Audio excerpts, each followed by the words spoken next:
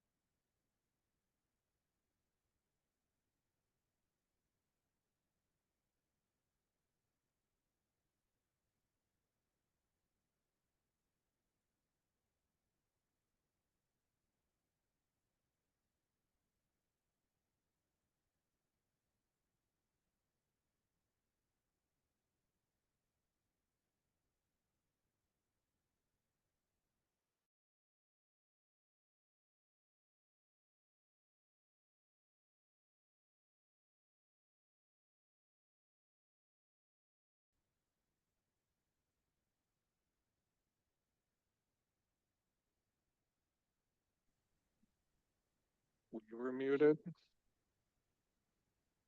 Okay. So we just opened the public hearing. I opened the public hearing at 6:02, and it's a public hearing on Meeks Automotive for those online that maybe didn't hear us. And I guess I'm looking at Brandy. Okay.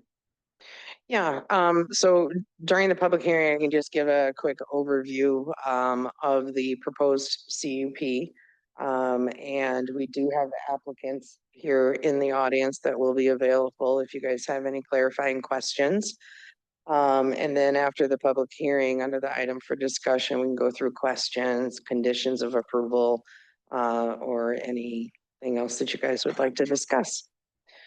So the property owner of the particular unit, Eric Bagley, and then the applicant, Meeks Automotive, are petitioning for an approval of a conditional use permit to allow an automotive repair service garage within the M2 Industrial District.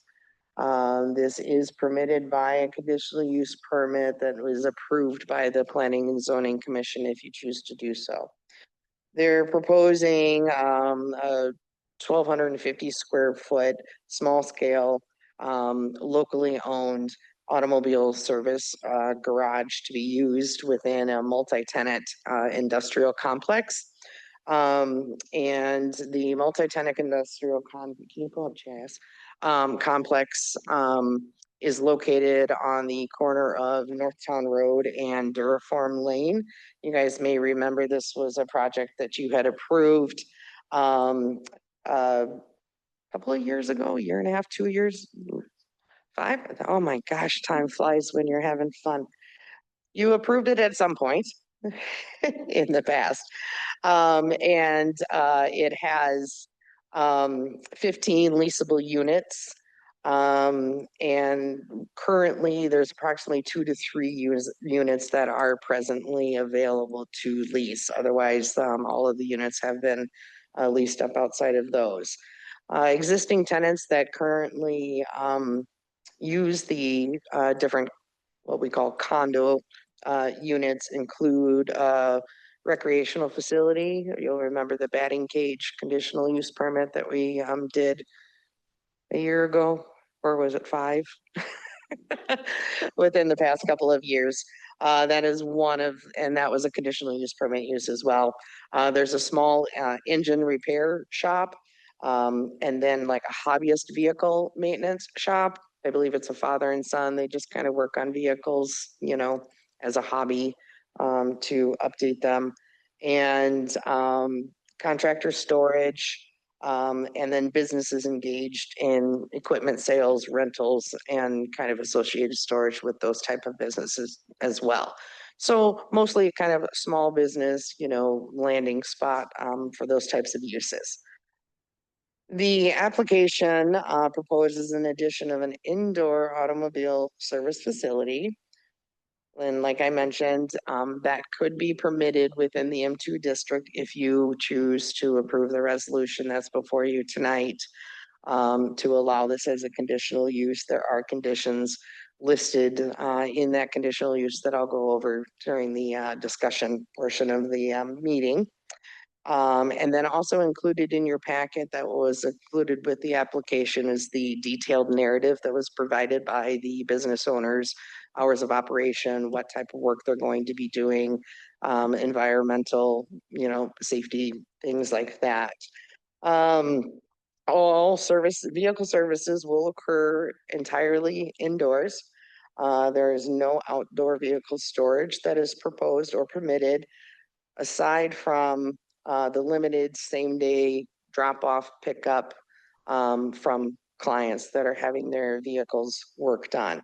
And then they will be via scheduled appointments, not just somebody randomly dropping a car off hoping to get it serviced. These are things that are planned to be scheduled. And one of the recommendations that we're going to make as far as the condition is that there's a 7-day restriction on inoperable vehicles waiting for repair. Because sometimes you bring a vehicle in, you don't have the parts available that day. It might take a day or two to get them. So allowing a little bit of flexibility with that type of storage. Each unit in the condo association over there have dedicated approximately 3 to 4 parking stalls per business that's in operation. They are intended solely for employee and customer use. Any vehicles awaiting repair could be parked in those allocated stalls. And we are also going to be recommending as a condition that they can not be parked on the public street. There is public street parking available over in that area, but to have vehicles that are waiting for maintenance parked on the road brings up concerns of just long-term parking, vehicle traffic, you know, come as a high truck traffic area over there, unsightliness, things like that. And a couple of things that I did want to bring up during the public hearing portion is we did receive a phone call from a business in the area that did have some concerns. Those concerns were mostly directed at the street parking portion of things, wanting to make sure that vehicles that are waiting to be maintained aren't lined up on the street, aren't unsightly, but then also had concerns about the viewpoints that they would see with any vehicles waiting to get repaired. And that's where part of the no outdoor storage or anything like that is permitted, except for that, what we're proposing, the 7-day timeline. As far as the site itself, just wanted to bring up some enforcement type things we have, and I did put it in the staff report. We haven't received a lot of complaints for the area over there, but there have been on occasion where some of the people that are leasing the units, storing their boats and RVs and things like that out there, we contact the property owners and they're usually rectified right away. Sometimes people just aren't aware that they can't do it. And it seems to be going that route. One of the things that Mark and I have discussed that I'll just throw out there is that when it was built, there were required to be some dumpster enclosures and those don't seem to be in place. So we will be following up with the property owners on making sure that they indeed put these dumpster enclosures in that were approved under those plans, but that's a separate issue. I just wanted to make you aware of the site itself. So I'm gonna leave it there for now during the public hearing, and be happy to answer any questions. And like I said, I can review the conditions proposed in the resolution when we are done. The applicants are here and they're available for questions. It's Michaela and Derek. And Derek will be the main operator in the business. And so they're available if you guys have further questions for them. Thank you, Brandy. Anybody wishing to speak during the public hearing? Seeing none, I'm going to close the public hearing at 6:11 and move to item 5.2, discussion and action on the request by Meeks Automotive for conditional use permit to allow an automobile repair garage in the M2 district located at Duraform Lane, Village of DeForest. Guess Randy or Rachel, whoever's driving, if maybe we can go to the resolution that was in the packet.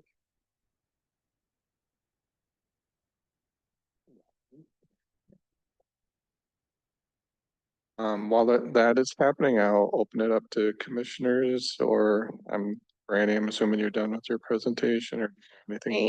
Yep, I can review the conditions if you choose to. It was provided as part of the resolution in your packet, but I'd be happy to walk through them if anybody would like me to. If I could just add one thing. Mhm. This is intended and needs to be a small scale operation here. A larger scale auto repair business in this multi-tenant center just doesn't work. And so I guess I'd just mention it as a word of caution for everyone involved, that at some point, if the business goes real well, that a new home might need to be found.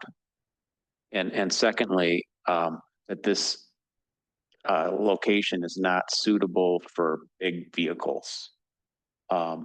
So you'll see one of the conditions that suggests it's limited to automobile service and light and medium duty trucks. So, you know, your F-150, maybe 250, but above that, you know, this is just not the place for it. The parking, the circulation is really and has been really geared to basically to cars. So that was just two things I just wanted to, you know, make sure that everyone was aware of before, you know, going into the business here. Thank you. Thank you, Mark. Anybody questions, comments, or a motion, Colleen? I just have a concern with, there's 4 parking spaces allotted, which includes employees. Yes, Can I ask questions? you can. I can clarify that for you if you'd like, but you certainly, we can have them come up to the table for questions as well. Yeah. Brandy can answer if you want. Doesn't seem like much to me. Okay, you've got at least 1 employee. Now you're down to 3 spaces and you're fixing cars. Right, but as far as the Yes. employee side goes, employees, if they have the 3 to 4 parking stalls, employees can actually park on the street. Because their vehicles are operable, they're not being maintenance, they're not doing this, and there is street parking available. So if there were a situation where they had 3 cars sitting out there and one of the employees needed to park on the street, they would be permitted to do so. Yes. Speak. Yeah, sorry, can I interrupt? And can you please state your name and address for the record? Yeah. I am Derek Jensen. My address is 6609 Warner Farm Drive. So we have the unit we're in and the unit right next door to us are both owned by the same person, Eric Bagley. So we have our 4 spots, his 4 spots that we can use because he doesn't come down there every day. His is mostly just storage. And also it's mostly just small scale, like maintenance stuff is most of our cars. They're in and out same day most of the time. And we're by appointment only, so, We or don't all of our. intend to have 8 cars. Yeah, we don't plan on having all the vehicles or all the parking spots. Just full to all be the time. clear, the condition is you can only use 4 spaces. Okay. It doesn't matter if someone else is not using their spaces. Oh, okay. So yeah, Okay. That- well, in either direction, I was just saying Those, for- those occupants can kind of come and go. Okay. So, I mean, it's nice that you have a deal, but you know, just be clear, those are not your spaces, so you just need to Absolutely. watch for that. So are you in business now somewhere? Well, I've been a service writer for the last 6 years. He's been a master mechanic, Honda specialist for the last 11 years. We were working at a dealership and it got bought out by a corporation a couple years ago, and it's definitely, you really can't feel that family feel anymore. And that's one thing that I really value is like a family feel. When you go to a place of business, you want to feel important, you want to feel special. And my customers are everything to me. I've got a lot of DeForest, Windsor, Wanakee customers already that I intend on keeping. But yes, to answer your question, we have just decided that we want to start our own operation because it doesn't. Our morals aren't lining up with the Right. morals of the corporation. We are much so, yeah. Sorry, So are I'm you nervous. mostly oil changes and that type of thing for you? So, like I said, we're Honda Acura specialists. We're gonna be taking on like Toyota's smaller vehicles, like you were saying, definitely no like big trucks. That's not our thing. Oil changes, tire rotations, brakes, tires, just your basic maintenance, small repairs, small oil leaks, but essentially mostly just maintenance and tires and brakes and oil changes. Okay, Sorry. stuff that takes just a couple, 3 hours. Not even. Oh, I mean, an oil change takes us like maybe 30 minutes. So I'm sorry, I'm very nervous. That's all right, you're fine. So you're not gonna, if somebody brings it in and I don't know what's wrong with it, you tear the whole thing apart and What was your question? somebody brings a car in and they don't know what's wrong with it and you have to tear the whole thing apart and it's a couple day process. That's not what you're into. I mean, like, we definitely are still planning to do diagnostics. I don't know if you want to speak up at all. But like if something would be tore apart, it would be inside the. It would be inside the Left building inside. and left inside till it was fixed, correct? How many employees do you plan on having? Just the two of us. Just you two? Just the two of us, yeah, husband and wife. Nothing great. So no. You're gonna ride to work together to spare? We already have been for the last 5 years, so, yeah. Hey, that leaves you 3. Yeah, we'll just walk from home. We're just down the street. So we live 2 minutes from the proposed location and our kids go to school here and yeah, we just really want to be a part of How'd the you pick community. this place? Why did we pick? How did you pick it? Why that place? Honestly, well, first off, the location, like I said, I already serve a lot of DeForest, Windsor, Wanakee, East Madison customers, so I feel like it was a good spot for them. But it ended up just kind of falling into our lap. Like we went there to check a different unit out and they didn't want to lease, they wanted to sell. And the realtor said that there was a opening the following month. A woman had an ice cream shop there and she was ending her lease the same month that we went to look at the other location that's currently for sale. So, yeah, I mean, I DeForest guess is a I'm over my spot. questions. Okay. Thank you. Yeah. That wasn't just, but Jim, Lisa does have her hand raised as well. Mike was next and then Lisa. Just one quick question. There was a sketch in the packet that showed the area that you leased and from what I could tell with that, the only real improvement was a bathroom in there. Can I, That was already there. Pardon? That was there prior. It's already there prior. Yes. Question I have actually has to do with waiting area for people. If you're doing a lot of small stuff, people will likely be waiting. Yes. Yeah, so we are gonna focus mostly on valet service where we'll come pick up your car from you, bring it back, do the work, and then drop it back off to you.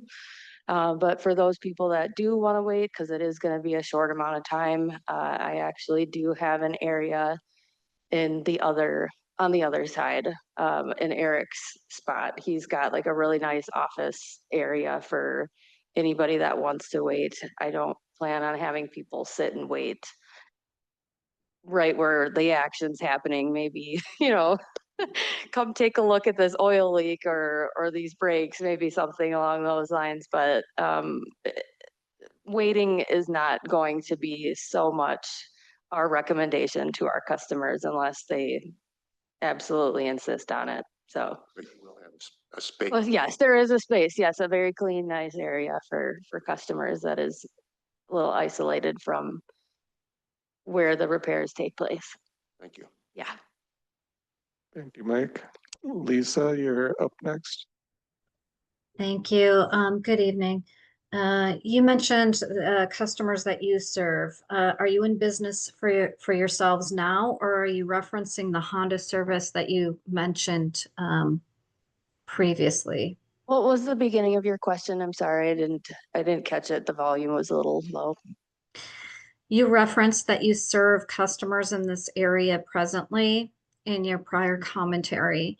Are you referencing that you are in business presently and have business experience, or is that through the service of the Honda service company that you also referenced? The second one. My last day at the dealership was 3 days ago, so I have built many relationships and quite a customer base the last 6 years, and I feel like I consider my customers family, and I do hope that they end up finding me once we do open. But yes, to answer your question, the second answer I was Okay, so talking. it's the Honda service company's customers. And then how many years business experience do you have independent as an independent business owner? Well, I started a very small scale landscaping business about a year ago. I maintain just a couple locations and one dealership. So I've been learning through that venture how to do like invoicing and like the proper, tax submissions and things like that. So like business end of it, I mean, I've only been an entrepreneur, I guess, for about a year. Sure. Okay. And then my last question, in your packet, you did a really nice job detailing a lot with the employees and kind of your sketch of what you kind of want to move towards. The thing that I'm not entirely clear on is you do mention hiring a service for hazardous waste materials. Do you have this this plan outlined in any way, shape, or form in terms of have you narrowed it down to who you'll be using, how you will be storing the materials? The sketch that you provided for the footprint or floor plan, other than that bathroom, I'm not clear where or how you are storing hazardous materials. So I guess that's actually two questions. My apologies. That's Where okay. and how are you storing the hazardous materials, and have you narrowed down your waste disposal vendor provider? Yes, so the vendor provider, we're going to start with Clean Sweep. I know that that's kind of smaller scale. If we do go beyond the amount that they allow monthly, Crystal Clean it is. Yeah, Crystal Clean does take higher amounts. So we'll just use an oil change for an example. We've got like a rolling what is a drain, like a drain bucket basically, so that like collects all the old fluid and then that gets pumped out. We've got containers that are completely closed and those are stored I mean, I didn't write it in the sketch because I didn't think about this. Yeah, until they're transported to Clean Sweep or Crystal Clean. And like things like tires, those also can go to that location. So So where and how are these hazardous materials stored? Are they in enclosed? Are they in open buckets? Are they? They're in closed containers, like just in the shop until they're transported to Clean Sweep, which is just at the Dane County landfill. They have like a special area you take the products to. Okay, thank you. Welcome. Thank you, Lisa. Any other questions, comments? I don't see Shannon. Is she still online? Yep, okay. We do have a resolution in front of us, so I'd be looking for a motion or a continued discussion. Jim, I'd like to be able to go through the conditions because I want to make sure that the applicants understand what those conditions are. And then that you guys are agreeable to the condition of that. That's okay. Yep, go ahead.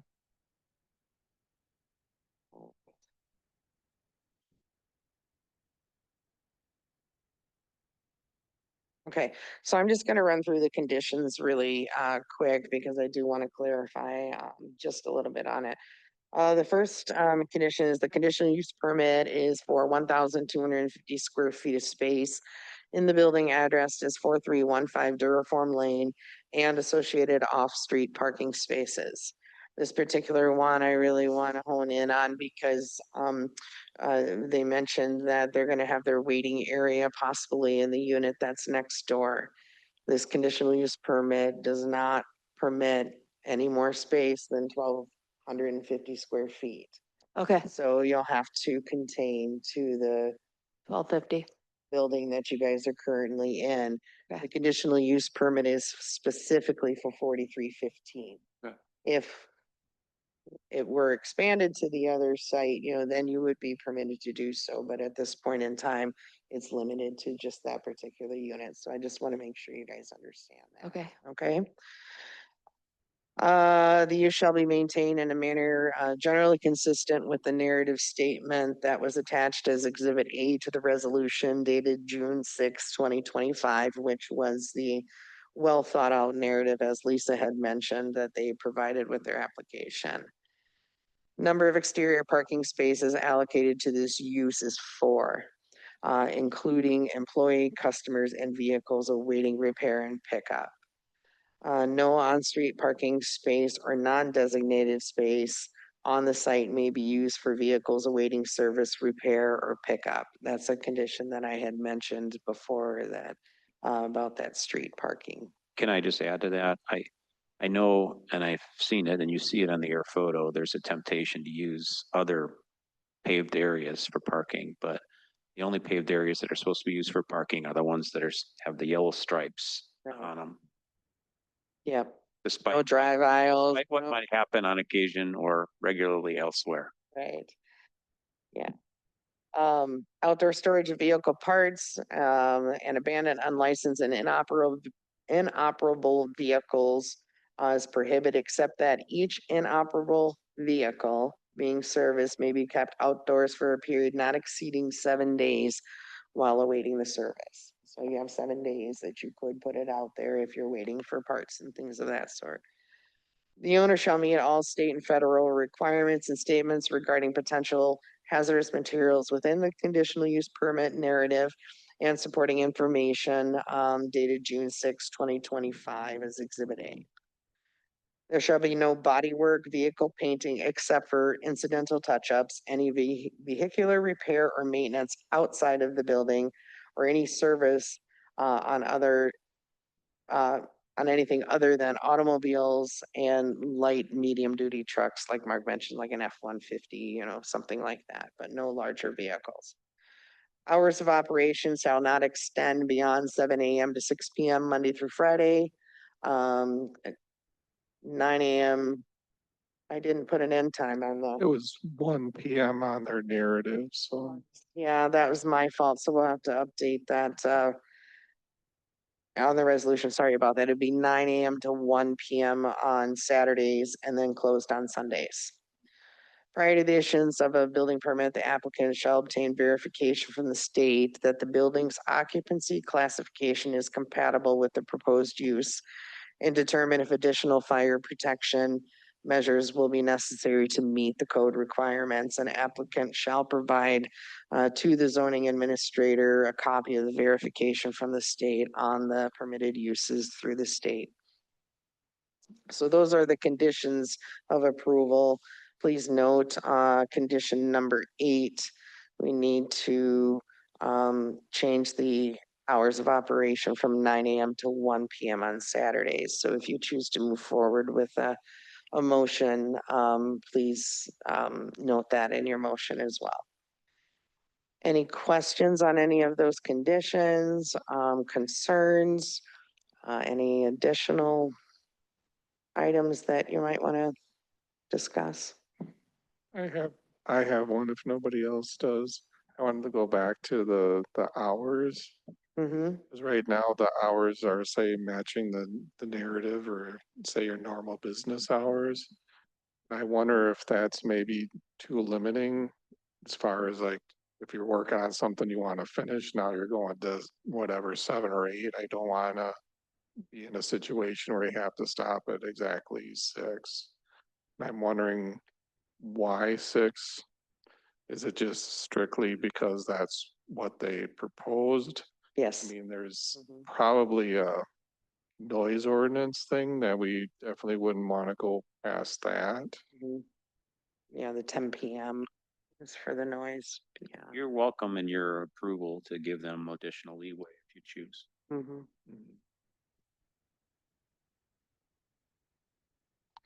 Can I ask the applicants, I mean, how strict are you with the 6? Do you plan on being done at 5, so 6 is already leeway, or do you think I push it? I mean, any extra leeway would be nice. Like cars are kind of one of those things that people don't like going without. So like if it's broken, it would be nice to be able to work a little bit later, like, 7 or 8. I wouldn't really see it much past then. We have children that we pick up after school and stuff, so not a crazy deal, but yeah, a little bit extra leeway would be nice just for those here and there issues when we have, emergency vehicle repairs or whatever. Appointments will not be scheduled Scheduled that late, that late. It will be strictly for him to finish like emergencies. emergency situations, or if we've got a few cars that need to get done by a certain deadline. But it won't be. I guess that can be a discussion. My proposal would be, or my suggestion is maybe going 7 to 7 and was it 9 to 2 or something? That was 1, yeah, just give an extra hour. Yeah, thank you. Is there anybody willing to make a motion? I'll move to approve the resolution 2025-913, subject to the conditions in the resolution with the hours being Monday through Friday, 7 a.m. to 7 p.m. and Saturday, 9 a.m. to 2 p.m. I'll second. Motion by Doug, seconded by Jean. Any further discussion? Hearing none. All those in favor of the motion, please signify by saying aye. Aye. Any opposed? Thank you. Motion passes 7-0. Thank you, guys, and Oh my best God, of luck. you guys so much. Excited. I'm like so excited. Hope to see you Tell me back. if you want to come in for couple- service. Yep. I hope to see you back in a couple years with a bigger building. Exactly, that's the goal. So thank you guys all so much for your time. I appreciate it. Thank you.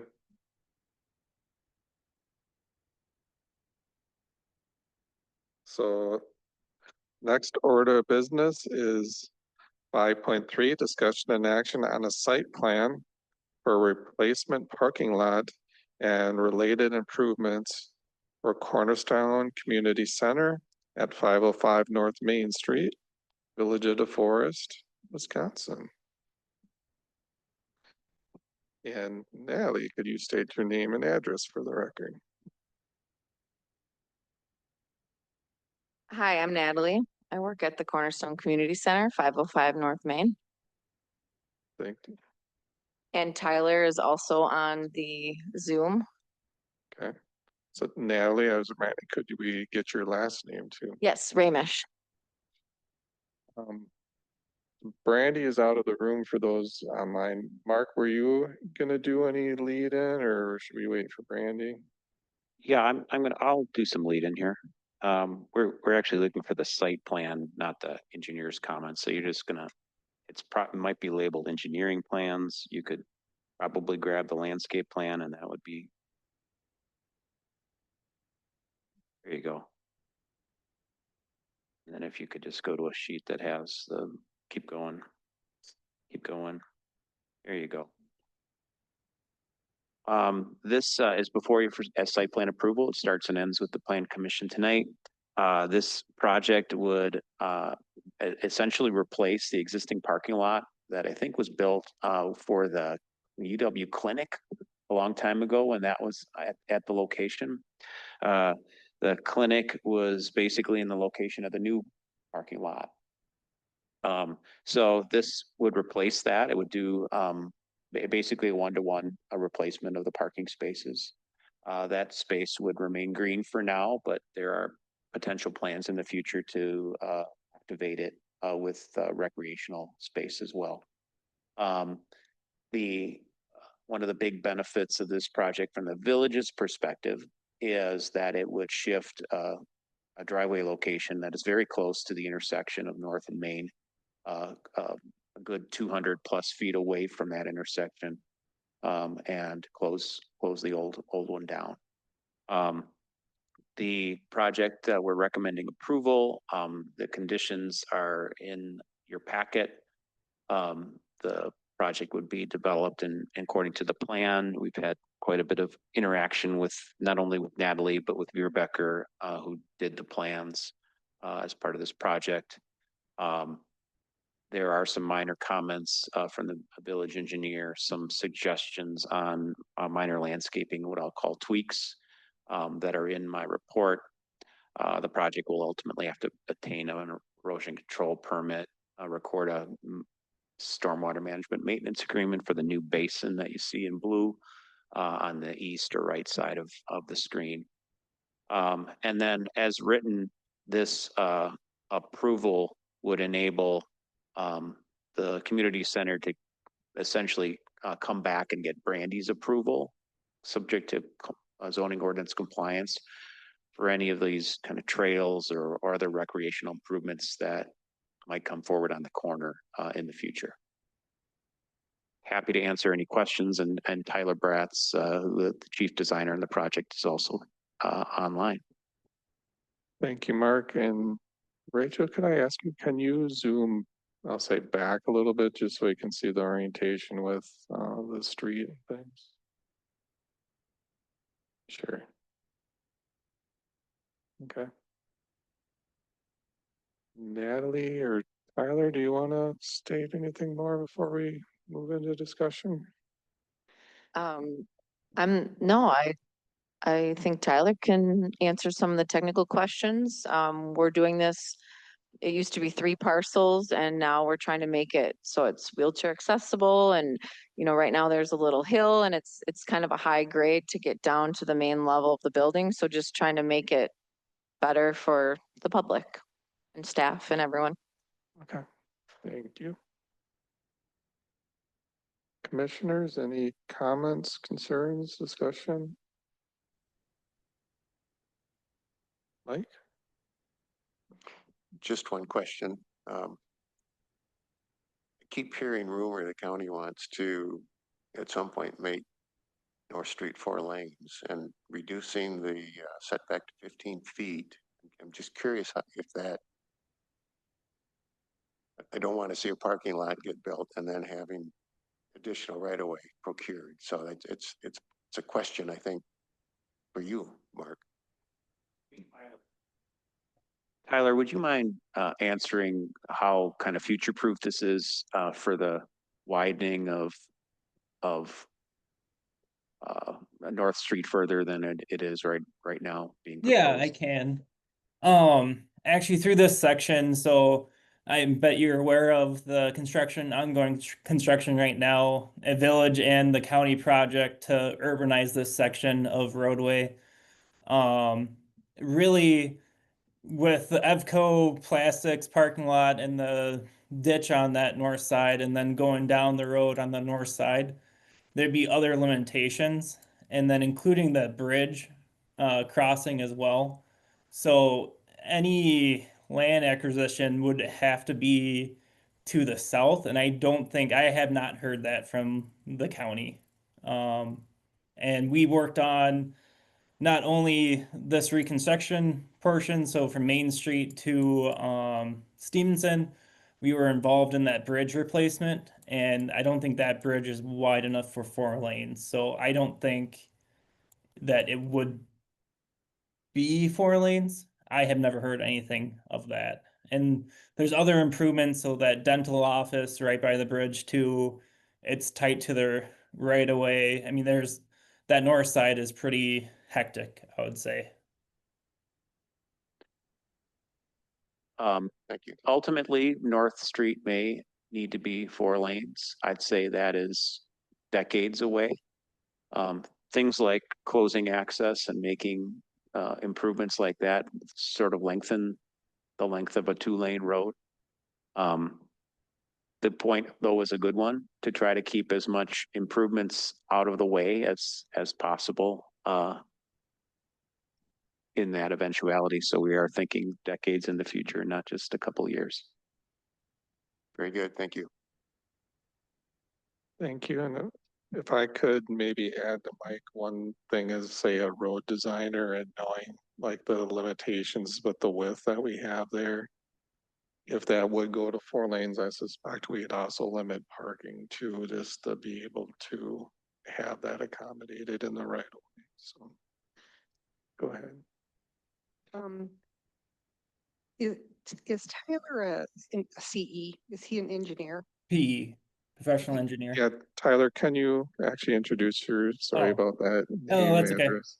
I'm Tyler Bratz, 640 Laurel Street. I work with Veerbecker. I'm a professional engineer. I stamped the front page of this plan set as well. Okay, all right. So I do have a question. Is this, did this site plan, did you have to get any approvals from Dane County? Because V is a county highway. And the reason why I'm asking is I didn't know if, there are times like when I did state reviews and someone asked for a reduced setback. And if we accommodated that, we would often have the property owner sign a waiver that should a road need to be expanded, that we could come in, the state would come in and we could expand the road. However, there wouldn't be compensation to the property owner for their entire parking lot. Correct. I know what you're talking about. It's a state highway setback that they typically impose onto adjacent lots. The county, But the county also has setbacks, correct? correct. I believe so. They have not asked for any setbacks, and we've coordinated some with them on this site. I just wanted to put that out there because I didn't want, I mean, it looks great. I'm really excited about the driveway being moved further away from the intersection. That's great. I just don't want the community center to be in a spot where if something were expanded, that would be an undue cost for them to endure. I mean, Tyler, I'm sorry, I'm gonna chime in here.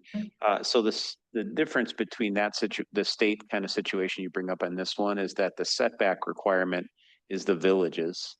The village normally requires that parking areas be set back 25 feet from the right of way. They're asking the plan commission to allow 15 feet, which has been a typical reduced standard that you've granted. The county does not have any separate or independent setback standard. So it's unlike the state situation you mentioned. And furthermore, the county, in terms of access control, the way the county ordinance is written, the village has access control within the village limits. So I'm sure there's been coordination with the county on this access point, but it's really a village kind of deal. Okay, thanks. I didn't want the community center to have any unseen costs. Okay, thank you. Other commissioners? Seeing none, I want to bring up a comment. It's actually sort of following what you brought up, Gene. And Tyler, this is probably going to be directed at you, but I look at the parking lot layout and I like the plan a lot, but the one thing that's concerning to me is on the north side of the parking lot, you have pretty much curb on curb, if you know what I mean. And I can see why you're doing it because you're trying to get like that 15-foot setback. But I'm wondering if it would be more prudent to say be a 12-foot setback on the street to be able to have more of a terrace in between the existing and this proposed parking lot. So right now, that walkway that you're talking about in between the existing and the proposed parking lot is about 4 feet. So expanding that a little bit would be helpful. But this would be basically like a pedestrian refuge. So kind of like what you have on Main Street and at River Road and South Street right now. So it could Are you work at saying 4 4 feet. feet flag to flag? Yeah. So I pretty think much that curb head is about all that there'd be raised, correct? correct. I mean, it's basically what we would do is taper down to there and then go up higher just to create a little more separation between vehicles and the pedestrian crossing.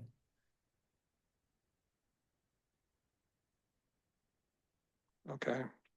I guess I'm continually concerned about that because if you have 4 foot from the say I don't know, I say flag at curb, I don't know if everybody understands that terminology, but where the pavement and the concrete differentiate, then you're gonna have your gutter, and then the curb head is gonna be very narrow. And to me, I've seen those curb heads break off before with the snow plowing, so I guess I'm looking at the community center. I don't want that undue maintenance, so I'm thinking you'd want that wider. Is there any way to make it wider, Tyler, without moving the parking lot any further south? Not to meet the chapter 15 requirements for off-street parking with the 18-foot parking stalls and then 24-foot drive lanes. So the drive lane, the existing drive lane on to the north, not within the new parking area, that's just 24 feet wide, or is it wider than that? It's about 24 feet, Okay. I believe. I guess I bring that up not as something that we need to decide tonight maybe, but I just wonder if we want to allow for something less than 15 in our resolution if need be. Yeah, you could, and you'd be the P and Z would be the only one to do that, the way the ordinance is written. Brandy can't do it, I can't do it, to get below 25 feet. And so if you wanted to provide some flexibility to have a kind of not to be below, you picked a number 12 feet, 13 feet, et cetera, that probably should be part of your motion. And yes, my suggestion would be to do that and we just say leave it up to engineer discretion or zoning administrator discretion. I don't know who is the more appropriate.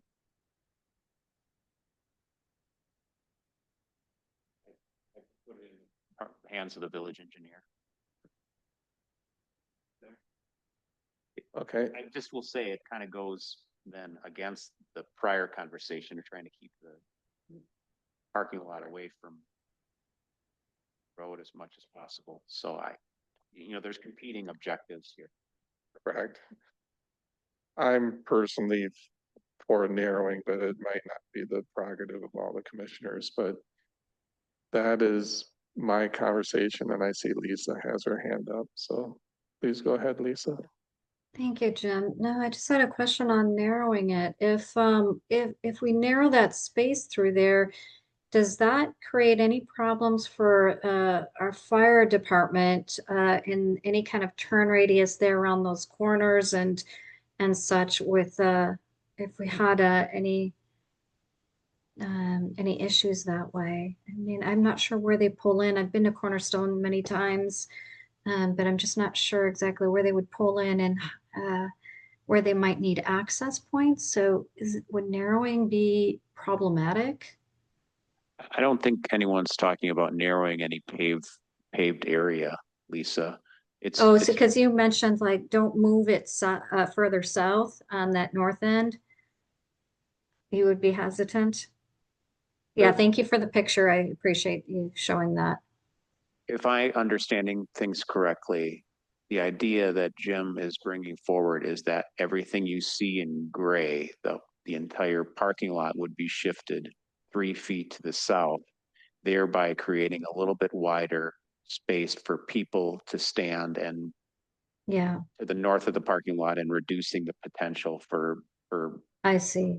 So shifting everything 3 Right. feet south. I understand. Thank you for the clarity. Sure.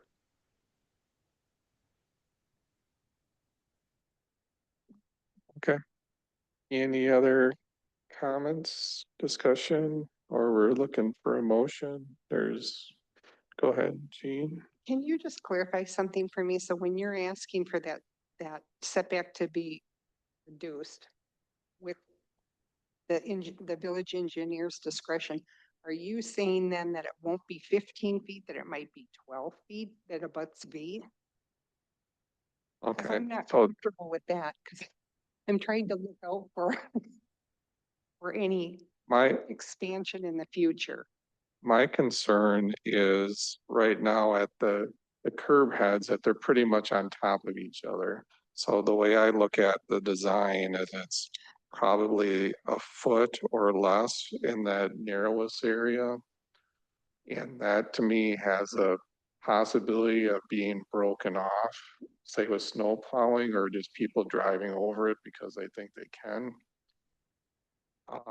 And I also see the harboring area where somebody could like maybe stop with a wheelchair, not really having a whole lot of room for somebody to be protected as far as traffic movement.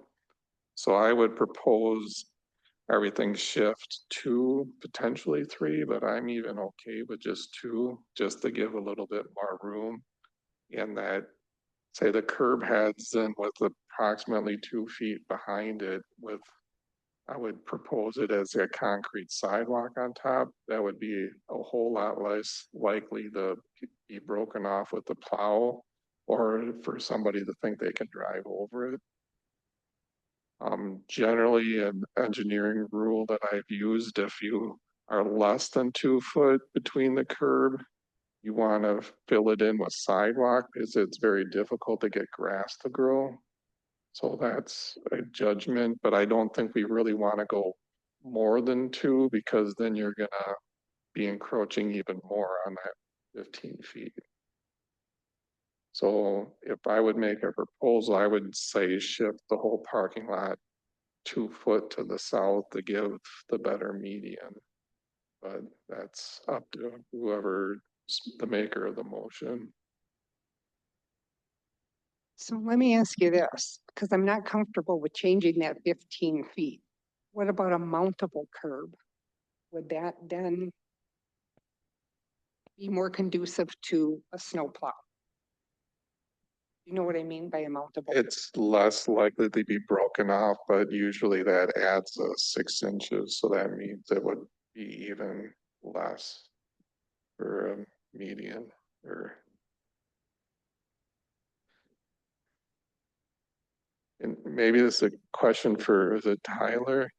Is Yeah. the curb and gutter a 2 foot maybe It's we could make 18. it a 1 foot or something, or 18. It's 18 inch. All that is shown is 18 inch. So you have about a foot at the lowest section there, and we probably pour that as a big monolithic section through there. Both the curves would be tied together with sidewalk through the sidewalk area, the crossing. Okay. I definitely want to make sure that we can tell that that's not a driveway because of the people that are driving in my parking lot. And maybe we paint Yeah, it you could yellow. put bollards on.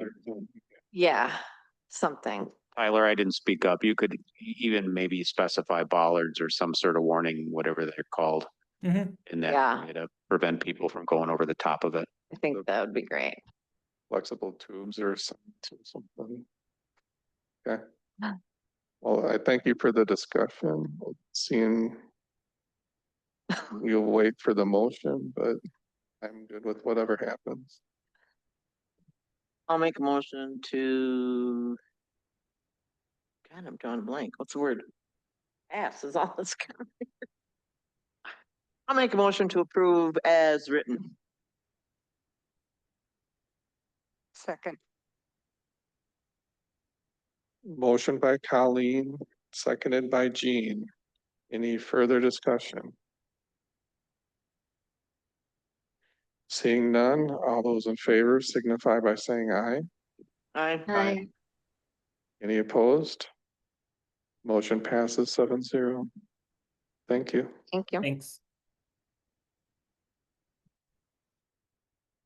I need to get my glasses on. I'm on 5.4. Thank you, Natalie.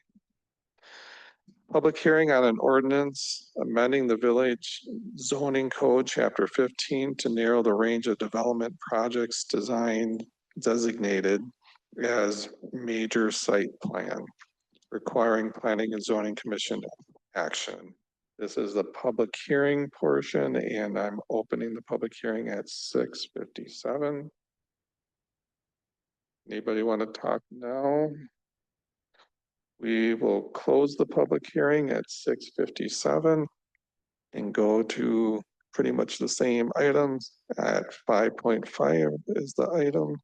Discussion and action on the ordinance amending the village code zoning code, chapter 15, to discuss the narrowing of the range of development projects designated as major site plan, requiring the planning and zoning commission action. I'm thinking that's Mark, being that you nodded at me earlier. Thanks, Jim. I introduced this idea last month. The Plan Commission recommended and the village board approved changes to what site plans need to go to P and Z and what site plans just can be approved by staff. One of those triggers for P and Z is if the project is on an arterial or collector street. You can see that long list of streets in the comp plan that are arterial and collector streets. So we found in the ensuing 5-6 months that just about every site plan, if not every site plan, now has to come to P and Z. As we discussed last time, I don't think that was P and Z's intent. The proposed ordinance amendment would trim that back and trim it back to a handful of streets. And if you could bring up the ordinance, that would be swell, Brandy. So it would be where the project site abuts the interstate, Highway 51, Highway 19, or Highway V, which are more or less the main gateways in and out of the village. Or if it's within a redevelopment area that the village has approved, so the downtown, anything in the downtown area essentially would still have to come to P and Z. There are other projects that are not listed here that would still trigger P and Z review, but this just would change that pendulum on streets that would trigger P and Z requirements. Happy to answer any questions. Thank you, Mark. Commissioners, comments, concerns, questions? Okay, seeing none, I will mention my ideal I guess, when this was brought forward. And I guess it's a bit of a question too, because he says the project site, that could be any zoning, is that correct? Correct. Okay. But that leaves I know this issue came up. So, I'm looking at the ordinance itself, the full ordinance, that's not changing.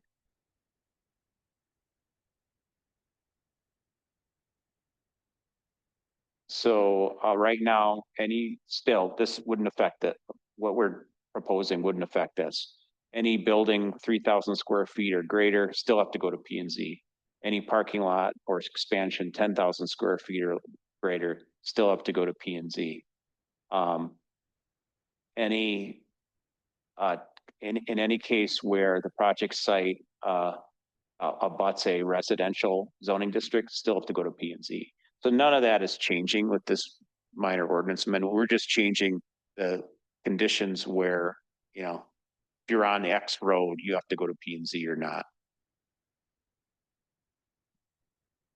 Okay, so thank you, Mark. I just want to bring up what I was thinking when I think I was the one that requested this addition in the first place. I'm not so concerned about any residential proposals. I was more concerned about like business and commercial. So I wonder if we can write that into it. The non-residential project site. Yep. And the other thing I was thinking is I'm more concerned about, say, like the high, and I don't know what I mean by high, but a higher volume roads within the village limits. And when I say that, I'm saying 5119 and V like you have listed, but I'm also thinking like North Street, Main Street, River Road. North Street is V, so we got Yeah. covered. And then CV Main Street.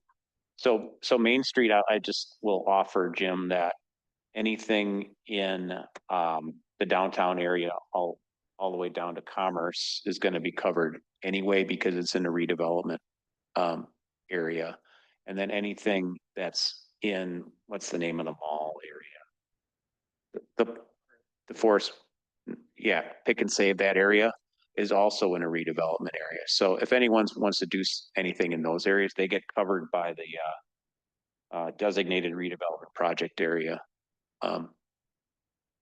We can add Main Street. I'm not arguing against it, but just note that would more or less be covered. River Road would clearly not be. And if you wanted to have River Road added, we absolutely can add it. I'd say that's my opinion. I can see what you're saying with the Main Street. Just to me, myself, I'm more concerned about what's visible to the traveling public. I'm not so concerned about the redevelopment areas that aren't on Main Street. I don't know how those maps, if they're congruent or not. I can't even think of what like a minor level site plan on River Road that would come forth would be. No, I mean, a lot of them are in Conservancy Place, which has its own rules. We're going to have a final development plan that's not going to be affected by this any one way or the other. It certainly doesn't matter to us, to me. If you'd like to add that. Okay. Well, I would just, again, I'd restate my opinion as being, instead of project site, it would be non-residential project site. And when it says abuts the interstate 5119 and B, I would request, or my suggestion would be to add River Road, I guess. So I just want to clarify. So you're saying that the non-residential site, the only things that you don't want to see are residential development? You'd want to see any commercial or business development site plan? Is that what you're saying? Regardless of the size or? I think it's important or the opportunity of the public to come in here and be able to speak during the public portion of our meeting if they have concerns about site plans with commercial and businesses on those well-traveled roads.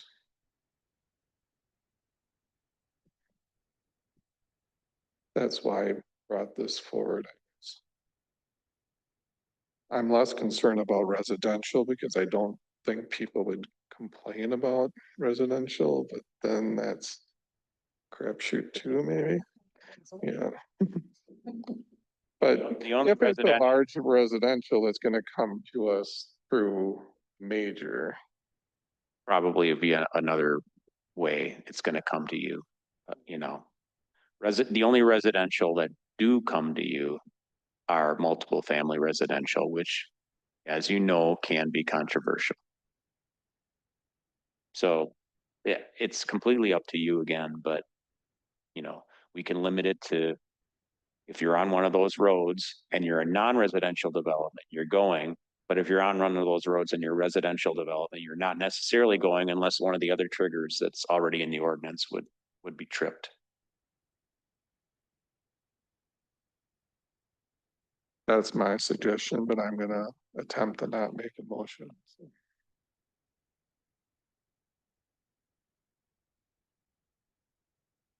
Can you re-explain that? Explain it or just say my suggestion? Just re-explain.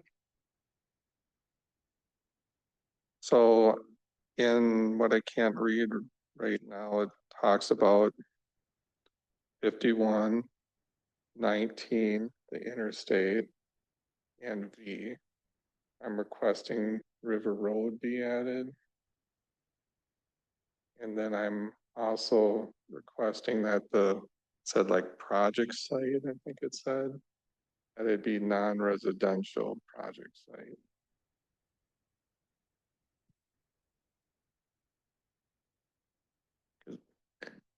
If I could explain the non-residential, if we don't say non-residential and somebody has a house on Main Street and they wanna expand their front deck, then they would be coming here. Correct?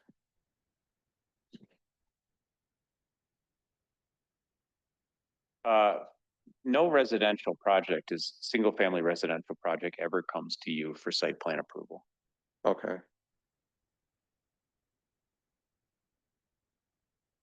So, so the that's, only residential projects that come for you are the condo projects that Brian Sipple brings forward and multiple family, projects. And I'm getting into the weeds here, but those are in most of those are in plan unit development zoned areas, and they're gonna come to you anyway, regardless of what you do with this. Because they're not this applies to standard zoned areas. okay, so it sounds like the non-residential is not necessarily needed. It's just Probably. if we wanna add River Road or not. Okay. Does that answer your question, Gene? Tell me what your goal is by adding River Road. I mean, I understand the other ones because they're, state highways or interstate. Help me understand why that one and say not another road. I think that's a good question. I'm just trying to limit it to roads that have a I-80T that are, say, visible to our residents and that they would question, like, why didn't we get a say in what happened? But if And- the development came, say, on River Road, wouldn't we see it anyways? Not necessarily. Did I have that? But I think you bring up a good question is like, where do you limit it? I'm trying to just limit it, say, the River Road because it's such a long collector arterial versus like That's doing, subjective, isn't it? I mean, yes, It's subjective on your part to identify out one road when I could say, well, let's put Northtown on there. correct. That's subjective, but so is 19 and B and other things too. Those It's are just a matter where we state draw the line. highways and I guess I'm kind of in the weeds here. Oh, I guess I'm kind of in the weeds here. Whoop. That's what I'm trying to figure out. Yeah, if it was me, I would say arterial roads. But So we could bring up that list of arterial roads again. I don't think River Road the arterial, is it? It's collector. Let's. I don't know where any of this is. I'm sorry. Really well, with this new system.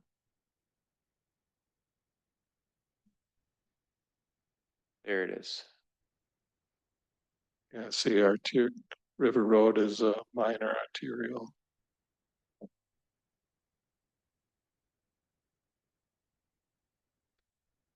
Hello?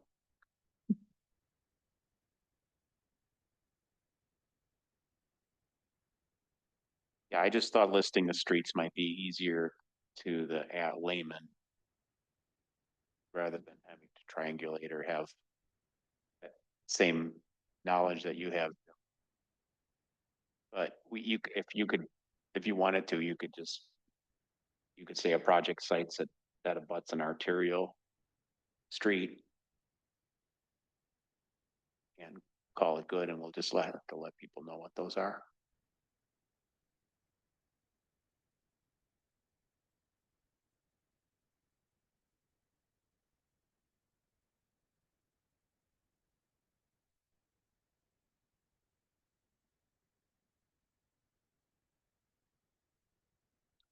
I can make a motion if, What happens if we leave it as written?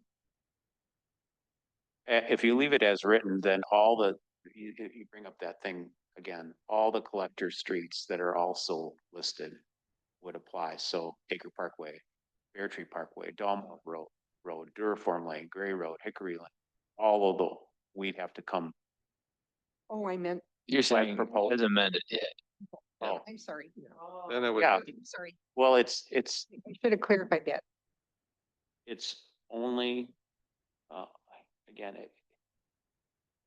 based on this triggering mechanism, it would only be the a project site that was on the interstate, on 51, on 19, or on V. Or a project that was in one of the currently 3 redevelopment areas we have. It just so happens 5119 and V are our principal arterials too. That's correct. Yeah, I'm sorry. I should have clarified that when I said what would happen if we just leave it as, and I meant what you presented. And the reason I picked those 3, I guess they are all, highways managed by someone else, but they're also specifically indicated in the comprehensive plan as the gateways. Correct. To DeForest. Okay.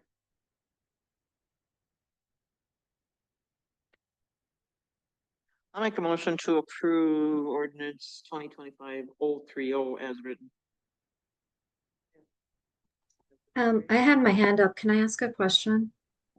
We got a motion. Let's finish the motion and then we'll go to you as a question, Lisa. So there is a motion on the floor by Colleen. Is there a second? I'll second. Thank you, Jean. Lisa? Thank you. It seems to me that this proposal limits community engagement and their say in how they want their community to develop. It limits their opportunity for engagement. And I just wanted to throw that out there. That it seems that we're not exactly looking out for community members and that right that they have in the development process. So I just wanted to throw that out there that I am concerned about this. Thank you. I would thank you, Lisa, for that comment, and I'm sorry if I'm stepping out of line, but I think you are right. It maybe limits the opportunity for people to come to the planning commission and comment, but it's also in an effort to be efficient too, and knowing how much, say, our staff has to deal with on a daily basis. We're trying to find that subjective line that can be good to move forward with. And hopefully our public would be content with. Mark, do you want to add, it looks like? What this proposal leaves alone is a requirement that any project that had a building of 3,000 square feet or greater, which is about the size of a fast food restaurant, would have to come for the Planning and Zoning Commission. That would mean, for example, every apartment building is going to have to come before the Planning and Zoning Commission for approval and cannot be approved by staff. So I think this proposal does allow those sub 3,000 square foot buildings that don't happen to be on one of these streets to get approved by staff. So that is certainly correct.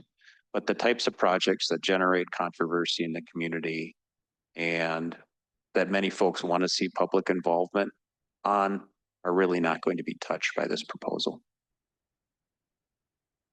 Thank you, Mark. Lisa, you still have the floor. Do you have any other comments or? Yeah, it seems to me, as wealthy of a community as we have here, that we should be able to staff appropriately and provide assistance for our team. And I guess that's all I wanted to comment. Okay, thank you, Lisa. Thank you. Anybody else?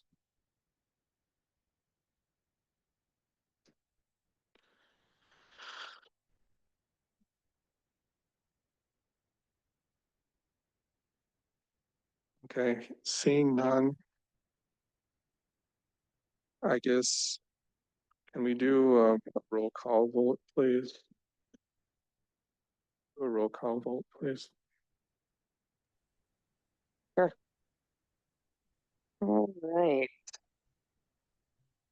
Commissioner Broggie, Aye.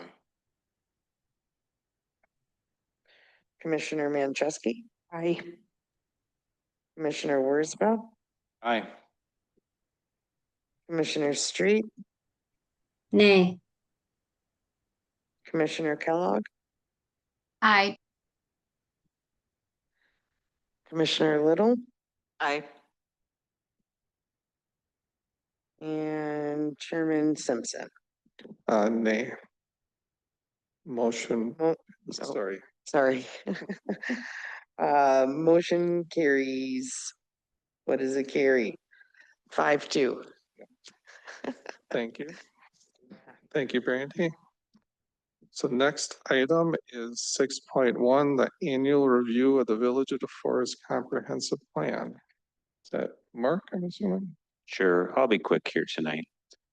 Each year, the comprehensive plan suggests that the village ought to take a look at how it's done against its objectives within the plan and how it is meeting the benchmarks that are laid out in the plan. Last month, we had this on the agenda, but we only had one of the two tables that are used to measure progress. Now we have both of them. I'll say one is shorter than the other. The one that's shorter has the benchmarks. These are measurable statistics to evaluate, whether things on the ground are actually improving in the way the comp plan wanted them to improve. I'm happy to answer any questions on those, but in general, I think the village is doing a good job reaching those benchmarks. The second and longer table is more about how the village is doing or what the village is doing in concert with a whole host of other folks, including private developers and the community at large, to implement the 25 initiatives that were approved by the village board as part of the comprehensive plan.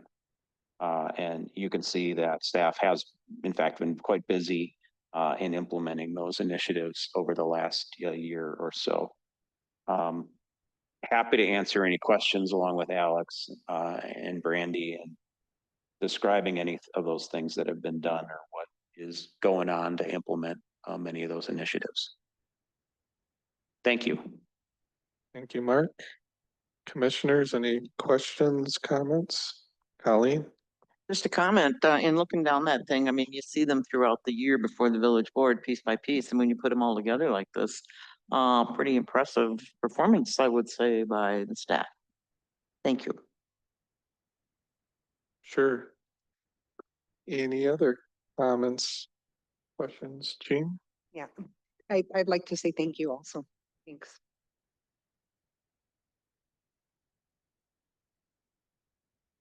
I'm guessing we all want to say thank you. I know I do. Seeing no hands online either, I will move on to item 7.1, which is the chair's report. We had 2 village board meetings and now what do we call it? Whatever, workshops, work sessions. A lot of it is based on our budget coming. I'm gonna leave that. We had a presentation actually by Dwight Zilligler talking about affordable housing in the budget. Yahara Gateway, which I think that was the Tierney proposal, the name of that, is that Tierney Way or whatever that is over Tierney Crossing? That got approved. And the thing, well, I'll also mention there was a handbook update, and the thing I was saving to last is that there was quite a lengthy discussion about changes to the zoning code, and that actually failed to get an approval either way, I think. So that will be continued discussion coming back to us, I'm assuming. I see Alex nodding along. I don't know if you want to add any more. That's the end of my chair's report, so we can even call it staff report if you want to. Well, just to carry that out, so that was an ordinance amendment that you all had reviewed prior to the board, and it was a tie vote at the board level, so we'll be doing some work on that one, just to kind of better understand what some of the concerns were. Outside of that, I don't really have much on staff level. I'll just say procedurally, it'll be up to the board as to whether to refer back to P and Z or not. If the board wants to take action on it again, if it does, it can approve it as presented, or it could start to peel away things. I would say that it definitely should be referred if the thrust of it changes. In other words, you're just not peeling away a section or two, but actually changing the content. If you're, sorry, if you remember that we had quite a bit involved with that, so I think that could be an option to peel things away. But that one thing that I remember that was maybe more of a discussion point was the removal of the road frontage and different other zero lot line stuff. So that's where there'll be continued discussion, and we'll see what happens. So, sorry again, staff report we're on now. Brandy has nothing. Alex, anything more? Mark, Rachel? Site plan approvals? CSMs? Development process and enforcement suggestions, anybody? Seeing none, our next meeting is August 26th. Move on to item number 8, adjournment. Is there a motion? Motion to adjourn. Second. Motion by Colleen, seconded by Mike. All those in favor signify by saying aye. Aye. Any opposed? Motion passes. We are adjourned at 7:25, 7:23. Thank you all very